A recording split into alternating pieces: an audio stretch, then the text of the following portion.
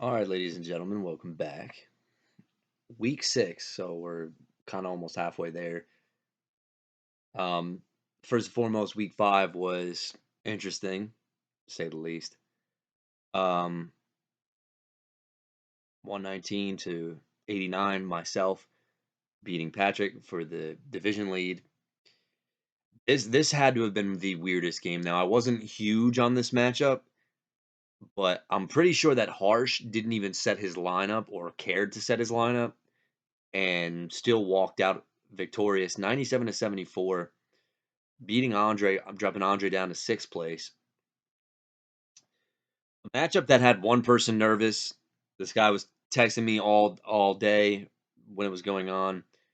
Johnny has yet another explosive week. 151 to beat Magic's 122, and now I think he's putting the league on notice. Again, this is a team that I was not big on after the draft, but for some reason, once the calendar flips over to week 2, it almost seems like something drastically happens. I've seen this before. Now, last year it didn't happen. It was a bad team for that kid, but some might say, not to quote my favorite band, but things are definitely looking up, and we can't deny what's going on with that team. This one by far, I give the game ball out to this one because I was really wrong on this. Um, Allen beats Coffee, and I actually thought that Coffee's matchups projected to actually have a blowout, and Allen proved me wrong. 155 to 107. The Travis Etienne game alone was just absolutely ridiculous. I think a lot of people are big on Etienne. Um, I'm indifferent. I don't think he's well, excuse me. With the way running backs are getting hurt, he might finish as a top 5 running back. But there's times where I watch him, he doesn't look that good, and then the Bills' run defense without Matt Milano, ask Johnny, they get gashed. Alex Matika ekes out a victory. It got scary later on, but he beats David Krier 110 to 91. Alex Matika quietly at 3-2. This is a team that a lot of people wrote off for dead, but he's fighting. And then we all were waiting. When was this team going to show up? Because it hasn't.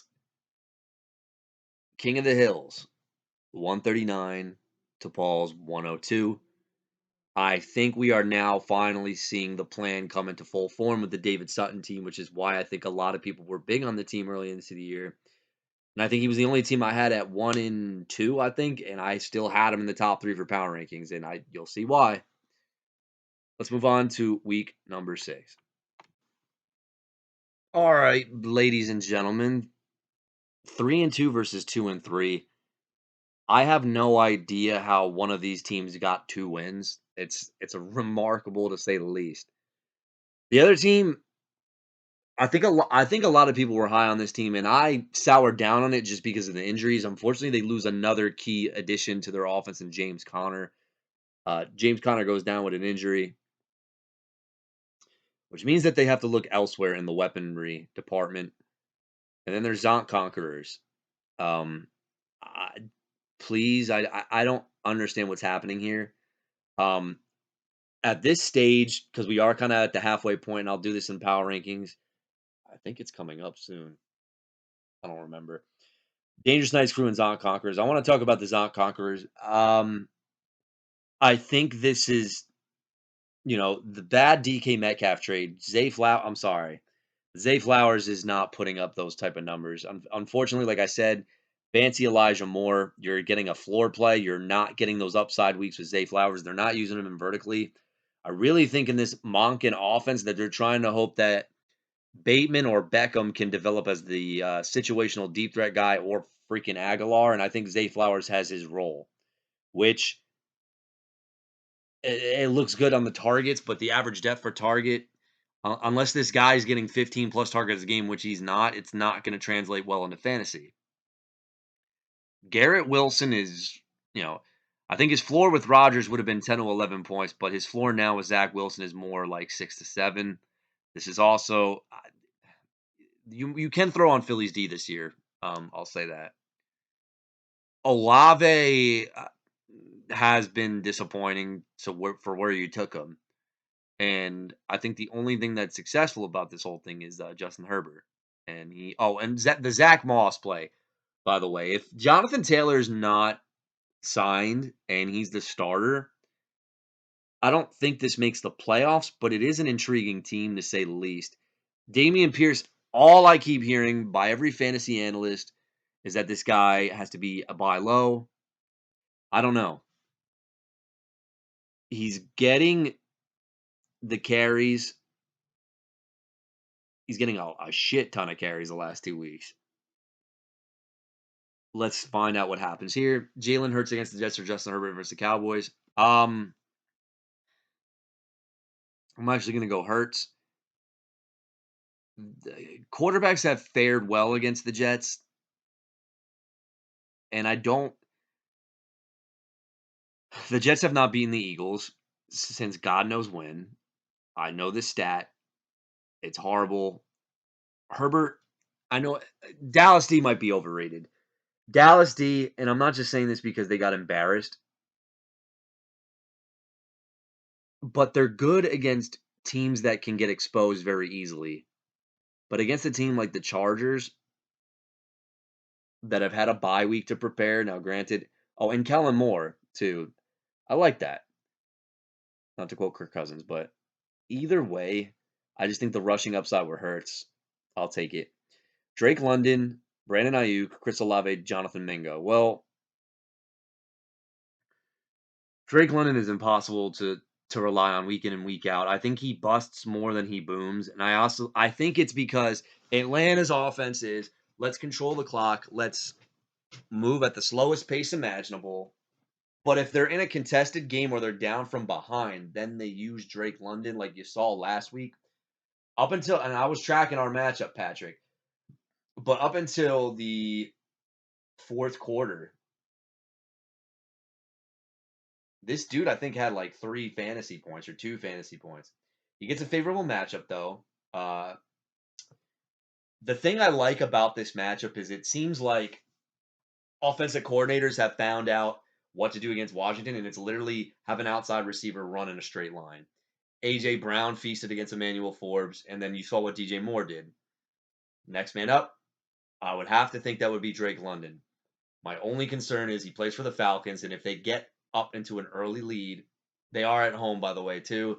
This could set up for a really big Bijan Robinson game. Brandon Ayuk, again, the Niners, when all three are healthy, okay?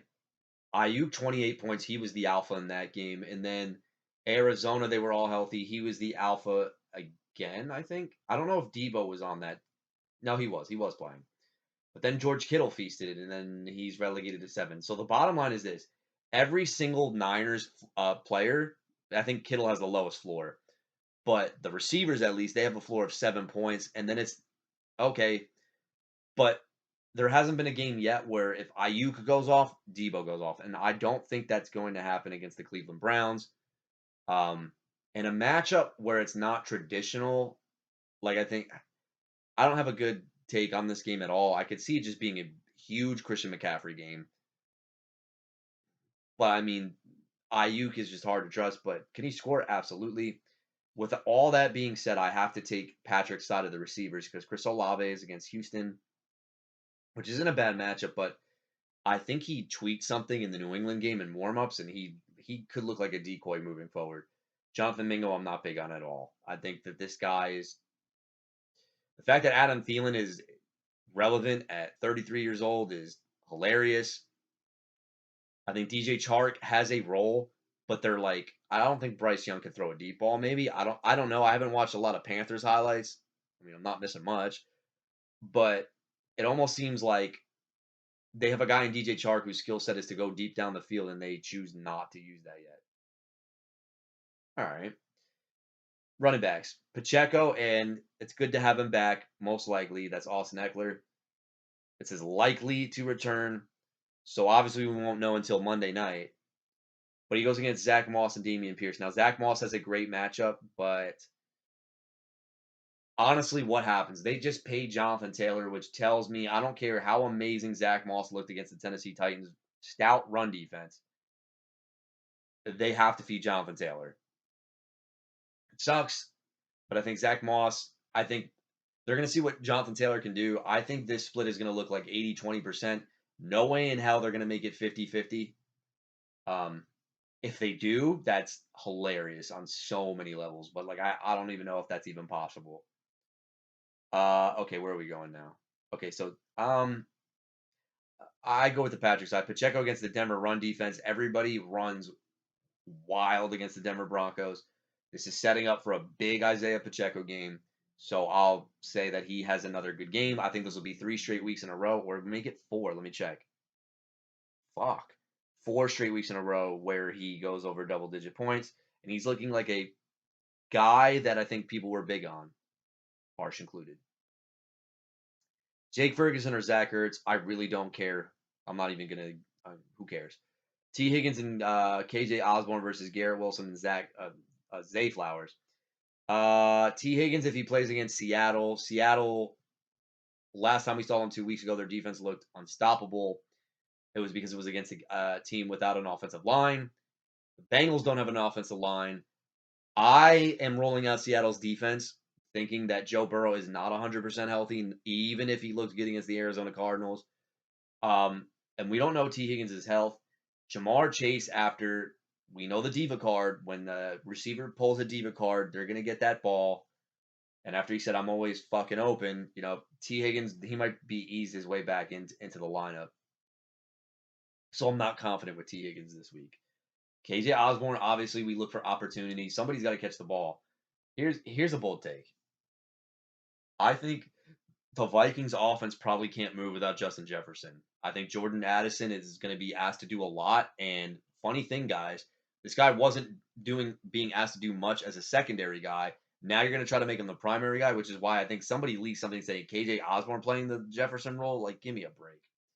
But I get the opportunity share. Garrett Wilson against Philly. I actually do like this. I think he'll hit 15 plus. I don't know if it's because of catch up mode, but I feel like he's due for like a good game. And I have a weird take that this is going to be the week. Zay Flowers against the Tennessee Titans. You can throw on Tennessee, but again, dude, this dude is literally boring. I'm sorry. I was high on this guy, Harsh, but you lost this deal, dude. Um, he's getting 11 I get it, but these are all underneath targets. They are not using it, dude. These are guys I don't want on my fantasy team at all. They don't win you shit. They literally like the case for somebody having Zay Flowers as like a guy that you need to plug and play is it would be the hero. No, I'm sorry, the zero wide receiver strategy. I think if your backs were stacked and you hit late, but like I mean, okay, I get it. Flex points are supposed to be like 8 to 10, and maybe some sprinkled in upside, but I don't care. I think that I hate to say it, but I think Aguilar is the one who probably hits Pater in London because he's the only one right now that's healthy that can kind of stretch the field. That's my take. Dallas defense versus Chargers. No, thank you. They might get a sack or two. Who cares? Tampa against Detroit. I actually like this matchup a lot. Jared Goff outdoors. Amon-Ra St. Brown, we don't know. And say what you want. Tampa's D has still been elite. Yeah. Thank you, Harsh. I like what I'm seeing out of this Tampa Bay Buccaneers defense, man. The only game, and they actually had 2 picks. Philly was their worst game, and they got 7 points. Other than that, 14, 22, 7, 17. And if they still have a stout front, it's not as stout as it was in years past. But if they could stop David Montgomery, they're going to be in the creamsicle uniforms, by the way. And I actually like this as an upset. Well, okay. The projections have it a lot closer than what I actually think it's going to be. But the bottom line is this. Um, with Jonathan Taylor coming back, Harsh is going to need a prayer. I don't think it's going to be answered. With that being said, I think Patrick will get his 4th win. All right. Well, oh yeah. There's only one team left with 1 win, and another team that only has 2 wins. Paul, I think last week was a must win for you, and I know you feel deflated, you feel defeated. But you're getting a wounded coffee team, so I think this matchup could be very close. Potentially. I'm not going that far yet. Um losing losing Justin Jefferson is a huge deal. Devontae Adams, I don't know what to think of that either. Uh, is he still hurt with the shoulder from Aiden O'Connell throwing horrible passes? Probably. Will it be enough? I don't know. So bottom line is this: Burrow goes off. You're trusting it that he's back. I'm not there yet. But the thing is, they have a bye week, so like this might be NFL scripted crap where we think the Bengals are dead, and then they come back in the second half after their bye and look like the Bengals of last year, which would bode well for Joe Burrow. But it's Patrick Mahomes against a defense that looks like they have just quit on everybody, so I got to go Patrick Mahomes. Christian Kirk, Josh Downs, Cortland Sutton, Terry McLaurin. Josh Downs, I actually like Pittman a lot with Gardner Minshew. Christian Kirk against the Colts. Look, Christian Kirk is fine. He's going to do what he does best, and that's get open in the middle of the field. Cortland Sutton, sorry, Paul. Terry McLaurin. This did they play last year, Atlanta? And yes, they did. McLaurin, if I'm not mistaken, I think went off in that game. Sam Howell is chucking it a lot. McLaurin, look, one thing I will say is that McLaurin was a good value pick. You didn't take him in the 4th round. I think you got him in the 6th round, and I'm the idiot who took Dotson over him, thinking that he was going to get hurt for a long time. Bottom line is he still operates as the number 1 wide receiver in a game where I think they're going to have to throw too. Will it be enough? You know what? I'm going to go bold take. I'll take the Paul receivers. But then, Paul, you're getting cooked in this one. Brees Hall. Oh, we're right. Guys, everybody listen up. He's not on a snap count anymore. And David Montgomery. So the thing is, I like both Hall and Montgomery. These might be the 2 toughest matchups that they have all season. Philly's been very, very stout against the run as usual. And then David Montgomery has also looked amazing this year. But the issue that I have with Montgomery, I don't have any issues with Montgomery. I think he's going to fall into the end zone every fucking game. And then James Cook and Alexander Madison. James Cook. Huh. Do I like James Cook? His role has been diminished. I really think that Buffalo wants to use 3 running backs, which kind of makes him the odd man out. I hate to say it. I think Alexander Madison might just be a boring player for fantasy, but it works out. Travis Kelce versus Darren Waller. I'm just going to take the elite tight end. Devonta Smith, Devonta Adams, Tyler Boyd, and empty. Paul, you know where I'm going with that. If I want to give you an in-depth analysis, Devonta Smith, I think, has to be due, and this matchup bodes well for him. If Sauce Gardner really wants to ask Coach Sal and say, listen, I want to shadow A.J. Brown, okay, that's going to be a great battle to watch, and I would love to see it. Here's the problem. DJ Reed might play off of a concussion, which leaves Michael Carter, the cornerback, not the running back, plays the slot, and Bryce Hall, who hasn't started. He was supposed to be really good, and he hasn't started until last week since like 2020, whatever. 2020? Yeah, 2020. It was Adam Gase's last year. Well, because of that, this bodes well for Devonta Smith. It has to. He's due. Kansas defense against, oh wow, and New Orleans against Houston. That I don't know about. I'm just kidding. Oh, and if Barkley plays, obviously he's in. Paul, I don't think it matters. Um, Paul, you're gonna do your best. I think the only way you have hope in a week is if Mahomes throws for 4 touchdowns and 2 of them go to Kelsey. If that happens, I think then it's hard to beat you, but that's asking a lot. That's like 50% chance of that happening. Paul, you'll know Thursday night if you win or lose, pretty much. Rob, I know you're like, don't say that. Keys to victory for Rob. Burrow's going to be healthy. Honestly, Paul's weakest at a lot of positions. I think if one of your running backs scores, you know what? No. You know what? let me shut the fuck up for a second. This is actually closer to that. Look, Rob, I know you're happy because I didn't just like bullshit this whole thing. All right. Mahomes and Kelsey should be fine against Denver.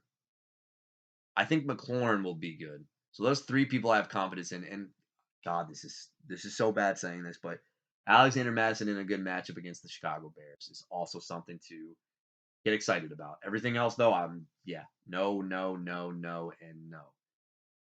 If Burrow can look like he did last week, though, that'll cancel out Mahomes.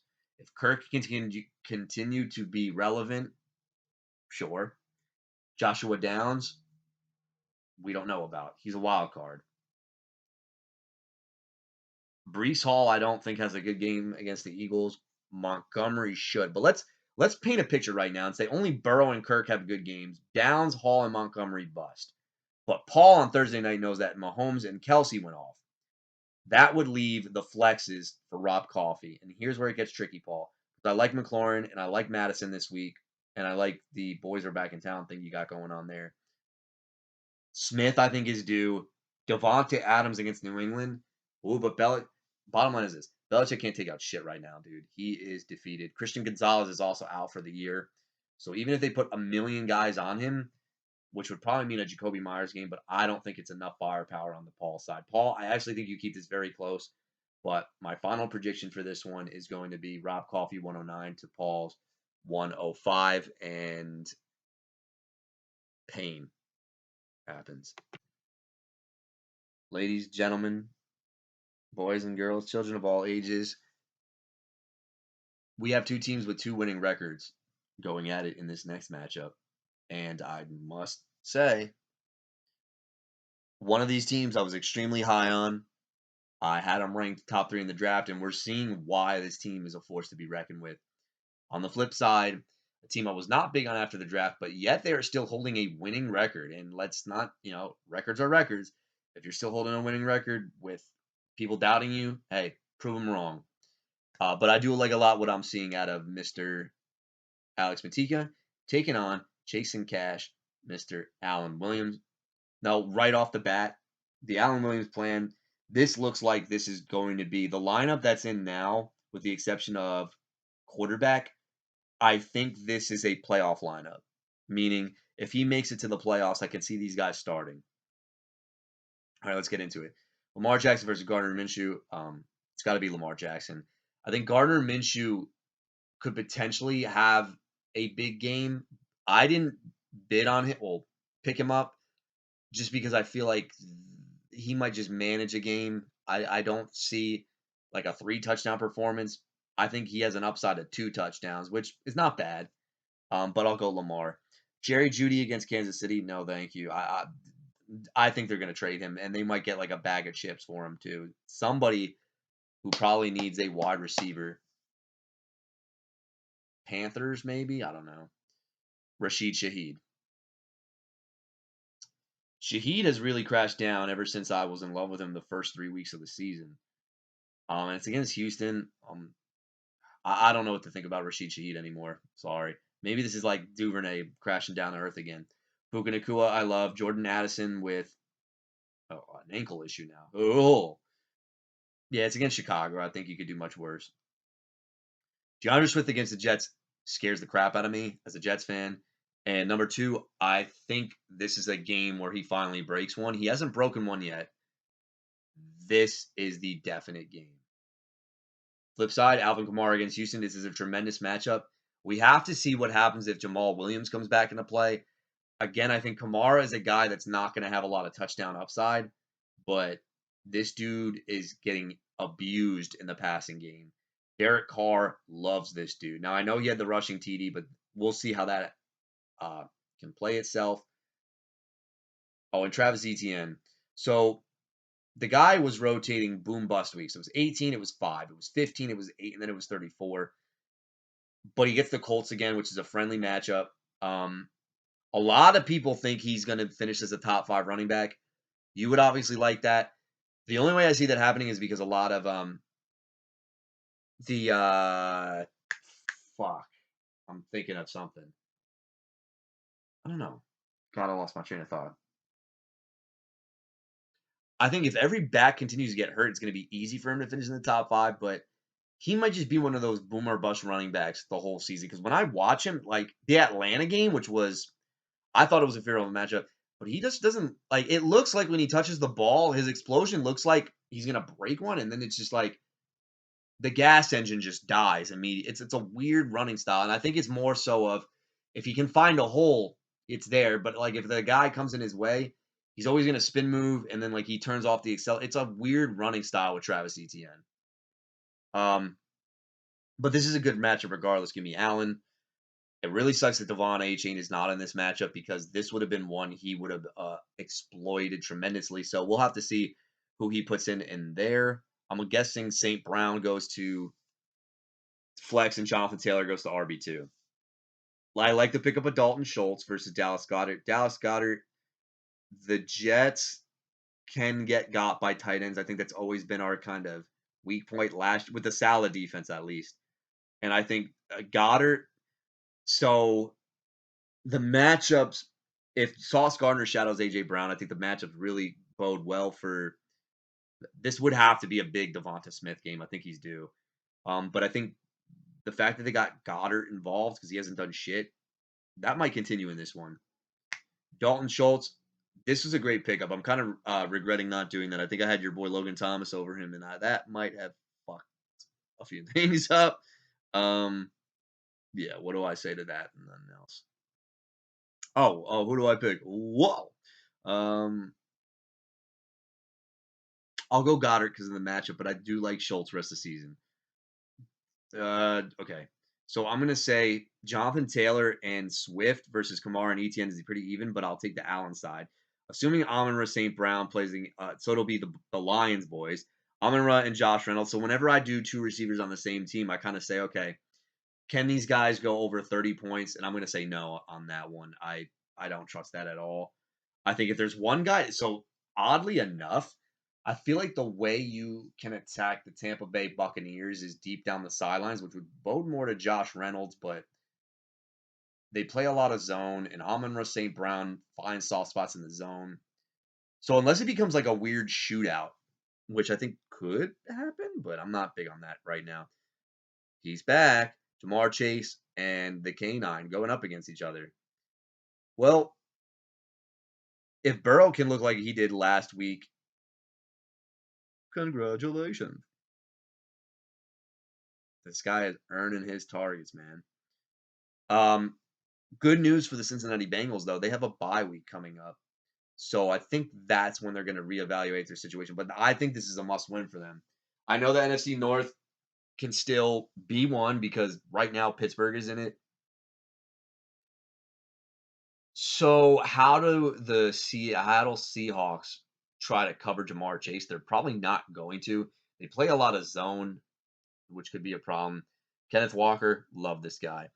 One thing I will say, Walker, the timeshare gap is coming to close.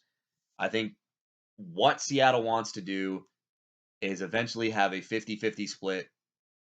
I don't think it's 60-40 yet, but it's coming. And I think in the bye week, we're going to see both of these running backs get used respectively. It almost seems like Walker plays the first series. Charbonnet in the Giants game was in the second series, but the bottom line is this. Walker is still the goal line guy, which was the knock on it. So funny thing, the knock on him last year was he was inefficient in the red zone. And right now, his efficiency is still not that good. Okay. He's getting bailed out with touchdowns, but he's executing it, which bodes well for fantasy. Yes, I'm taking the Allen side. Buffalo Bills D against the Giants. They've lost two key pieces, but it's the Giants, so they'll come and deliver. And last but not least, baby, Miami. Yeah, I like both these defenses. Bottom line is this. With Amon-Ra St. Brown, and I think the projections will be a lot closer. I think it'll be like 106 to 113, say somewhere around there.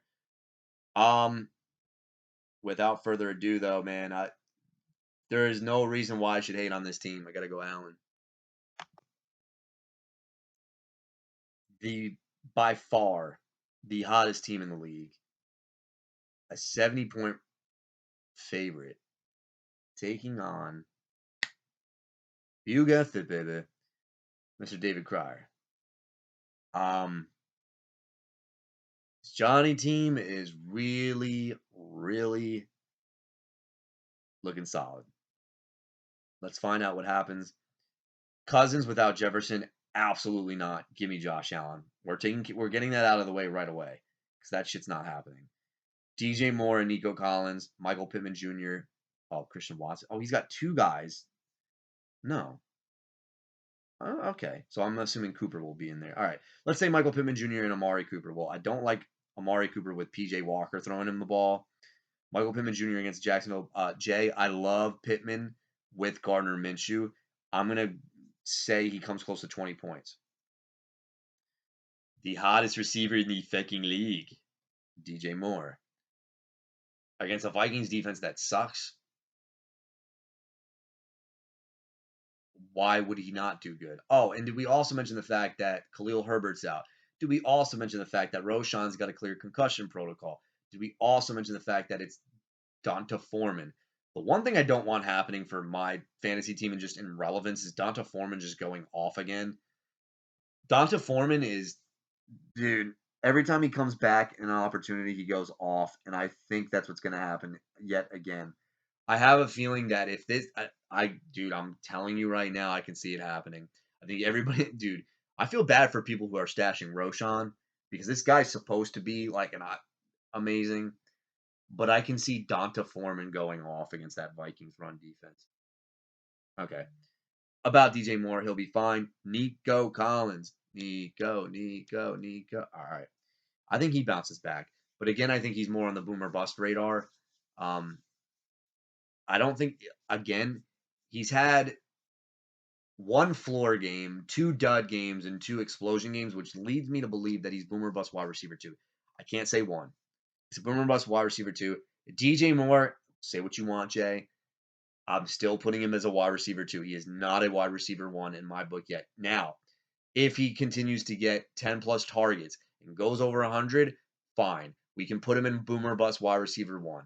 But if this becomes like 7 targets and he only gets 9 points, boomer bust wide receiver two.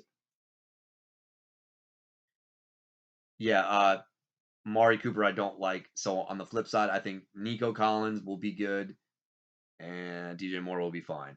Christian McCaffrey, okay, 35 points. Get it out of the way. Rashad White, he's projected for 11. He'll get 6.7. Actually, no. Okay. He'll get 8 points. I think he's going to be very inefficient running the ball, as usual.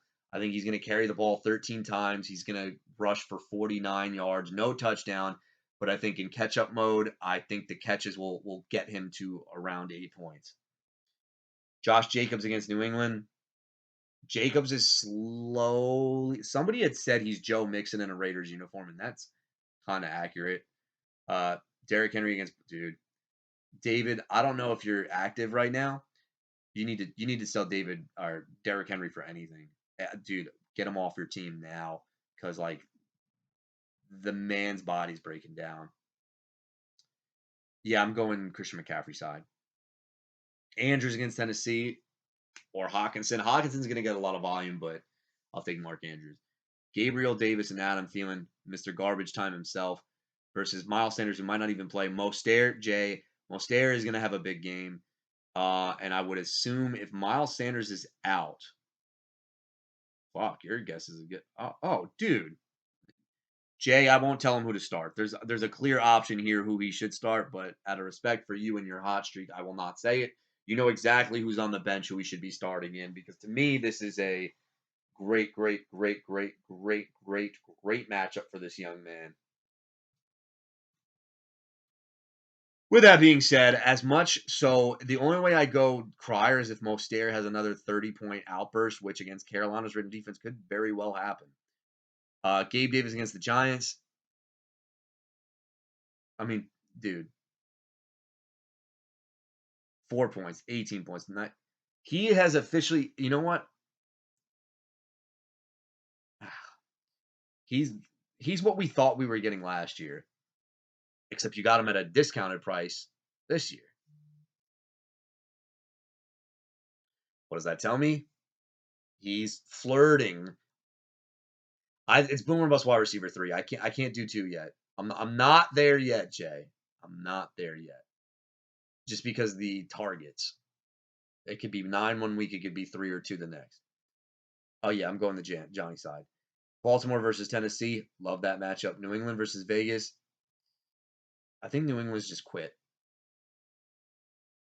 I think you can drop New England D. Johnny, I think that again, you're not going to take your opponents lightly. You're being very humble, which I don't like. I miss asshole Johnny, to be honest. I think it's better for the league. But I think you, because I know you are humble when you think you have the championship winning team. And I think in your mind right now, you think that this is a solid lineup.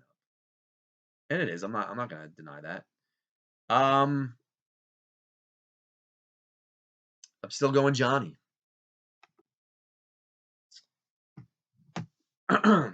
Two of you came off of losses, and I think it's now, is it 2 weeks in a row? Let me check the standings.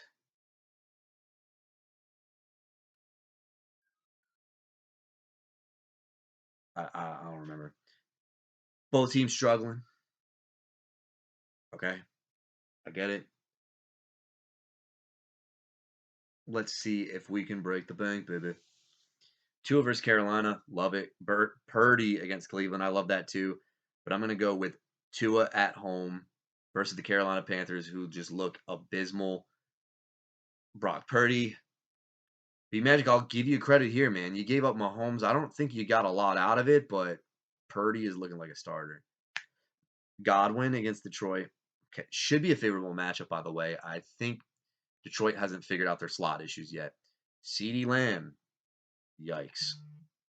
This guy not looking like a good pick. He gets the Chargers defense. It could be a bounce back. You know what it is? I think it's a bounce back game because people are calling him overrated. They're saying that he's not an alpha receiver, which he might not be, by the way. I think he's good. He's definitely not great. Flip side, Calvin Ridley, DK Metcalf. Okay. So Ridley had a good game. The Atlanta game was busted coverage. So it's literally, if you take out that touchdown, he's been more bust than boom. Indianapolis was the game where he broke out with 11 targets. Am I sold on him? No. This is tough. And the newly acquired DK Metcalf, who's been solid. But again, my issue with DK Metcalf, like I said, is where are these 20-point games? This guy should have 20-plus point games. He's against the Cincinnati Bengals. What does Seattle do after a bye? Who do they get involved more? Is it going to be DK Metcalf? Is it going to be 31-year-old Tyler Lockett? Is it going to be Jackson Smith and Jigba, who seems like the only plays they ever run for him are screens behind the line of scrimmage? I, for one, am going to go on the side of, I think there's more touchdown upside with B Magic. Therefore, I'm going B Magic. Bijan Robinson, just, okay. Note to self, do not take Atlanta Falcons at ADP if Arthur Smith is the coach, because this guy's just going to mix and match everybody. That was a matchup that was supposed to be his breakout game. It didn't happen.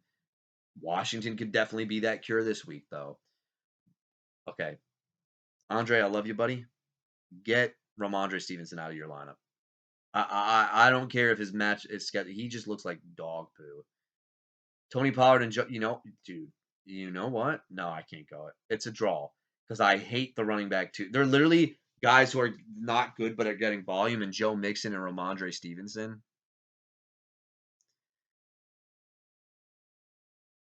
And then there's Bijan Robinson, Tony Pollard.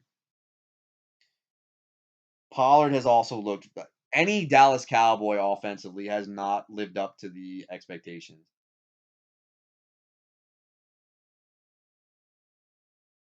Sorry, not sorry, bro.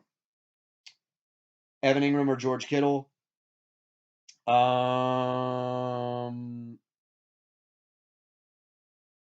Kittle. Dude, these Niners guys are impossible to figure out. Ingram. Ingram went with Zay Jones back. I think he's now the fourth option in that passing attack. So I don't care about the tight ends, but I'll go George Kittle, I guess. Mike Evans, if he plays, I like this matchup, but he's still got a hamstring injury. Tyler Lockett. Lockett is, I think people thought they were getting a wide receiver, boomer bust wide receiver too. I think we can firmly say this guy's boomer bust wide receiver 3. And the only thing that worries me about Tyler Lockett is the fact that I think they really want to be a run first team, Seattle, because of Walker looking fantastic and Charbonnet being a really good backup. And I think they're limiting his reps. But you got to go toe to toe with the Samuels, Debo Samuel and Curtis Samuel. So who do I like in that one? I like all of them. No, I'm just kidding. Mike Evans, I like the most if he's healthy and he plays. Debo Samuel, I'll call it. I think I can see this being a Debo game. Curtis Samuel, you know what? I hated on this pick, and this guy has been consistent. It's kind of like last year. Um, he's outproducing Jahan Dotson, which I fucking hate. Um, yeah. I don't know. I think more touchdown upside with the Andre side. I'm not banking on Curtis Samuel to have 3 amazing games in a row. Jacksonville defense versus Indy could be sketchy, but Jags D is pretty good. San Fran at home against, no, on the road against, you know what, dude? Okay. I think both of you really want this win. And I think the way Andre gets it is Tua's got to throw for 3 plus. Always a possibility. Bijan's got to go off. CeeDee Lamb has to look like CeeDee Lamb of last year because he has not looked that part yet. Mike Evans got to be healthy. I actually think that the matchups bode very, very, very well on the B Magic side. And because of that, ladies and gentlemen, General Plith, I'm actually going to go, I guess, with an upset. B Magic.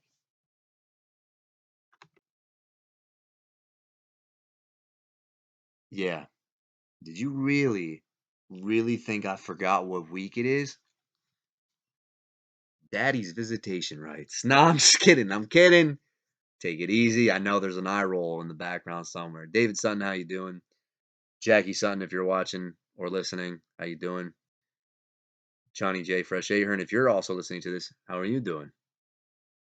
Well, this is a game that David Sutton fears the most. Now, when I look at a projection that says 93 to 122, now usually I would put this probably as the first matchup on the matchup card. It's like the opening act and a rock concert that nobody's ever heard of before. Nobody gives a fuck about a 93 122 game.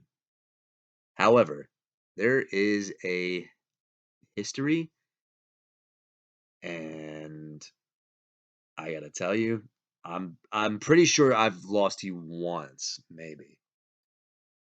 But this is the man you fear the most. All right, I'm gonna stop now. But I mean, look at this lineup. Matt Stafford, who is top 3 in passing yards in the league. Tyreek Hill, the fastest player. Oh, and you're teaming up with his partner, Jalen Waddle, and one of the most explosive offenses that the world has ever seen. Not to mention the fact, let's look at our flexes. Future Hall of Famer, DeAndre Hopkins. Whoa. You need to tell me you got 2 explosive players in the most explosive offense in the league? Okay. You also have a future Hall of Famer who, although he's been starting slow, he looks amazing last week. Yeah. Oh, and what's that? Hold on. What? Is that Cooper Cup as the last flex to go with this lineup? I should just. Where's the white towel? Where's the white flag? I mean, how can I compete with this? I don't have any answers. No, no, no, no, no, no, no, no, no, no. I'm not getting away that easily, Mr. David Sutton. Yes, it's true. I think from top to bottom, when you look at these 2 rosters right now, one looks like an absolute juggernaut, and the other looks like half of the roster looks like elite talent. The other half of the roster looks like Harsh is controlling the lineup. Let's get into this bad boy. Oh boy. Matt Stafford at Arizona, and yes, this is not a joke. Baker Mayfield. Baker Mayfield at quarterback. I'm not joking. Hey, I'm serious here. Look, Stafford has been getting it done throwing. He's not throwing a lot of touchdowns. He now gets the Arizona Cardinals defense at home. Rams move at the fastest pace. Oh, and not to mention the fact Cooper Kupp and Puka Nakua, the new Anquan Bolden, Larry Fitzgerald combo that people are comparing to. Sure. Baker Mayfield is just wishful thinking. I think that he's chucking the ball. I feel like if Tampa Bay scores, it's going to be throwing the ball because we know that they can't run. There's Johnny in the background rolling his eyes. Yeah, I'll go Stafford. I like him a lot. I'll probably play him in DFS. A.J. Brown and D.J. Chark. This one's for harsh, man. I'm rolling out two harsh goodies. Two guys I was very big on. A.J. Brown and D.J. Chark. Now, I don't know if Chark is going to be the guy I start. Who the hell did... Oh, I'm predicting them to get blown out. Garbage time Panthers have looked good for Adam Thielen, and Chark caught a touchdown in overtime. I'm sorry, garbage time, not overtime. So if Miami gets out to like a 35-point lead, I'm hoping that there's some garbage time. He might not be the answer that I want in there as of this moment. Now, Tyreek Hill and Jalen Waddle, okay. Tua's picks were because they tried to force feed Jalen Waddle, but like Tyreek Hill is gonna smash records. I look, if I'm calling it from an honest standpoint here, David Sutton, there's no way in hell. No, I'm not gonna say that because he knows it's gonna happen. Okay, let me rephrase that before you get all pissy with me over there. Tyreek Hill and Jalen Waddle. Look, the fact of the matter is Devon A-Chain got hurt.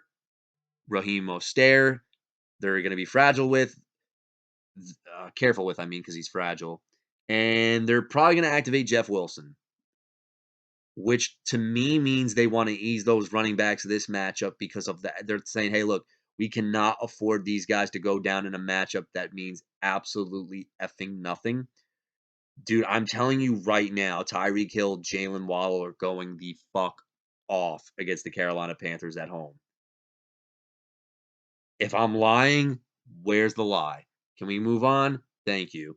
Kyron Williams, Javonte Williams. Okay, well, my bold take here for your running backs is I think Javonte Williams is going to lose his job or just completely just get phased out as the running back room because I think Jaleel McLaughlin actually might be legit. So I'm going to start Jaleel McLaughlin. I'll feel great Thursday night, by the way. I'll feel fantastic Thursday night. After that, fuck no.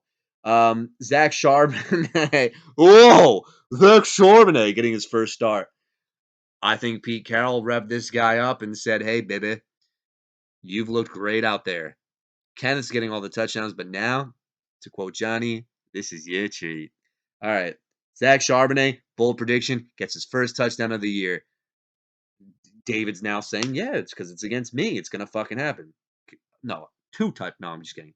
His first touchdown of the year. I'm going to say he gets 60 combined yards and a touchdown, sprinkle in 2 catches, 14 points.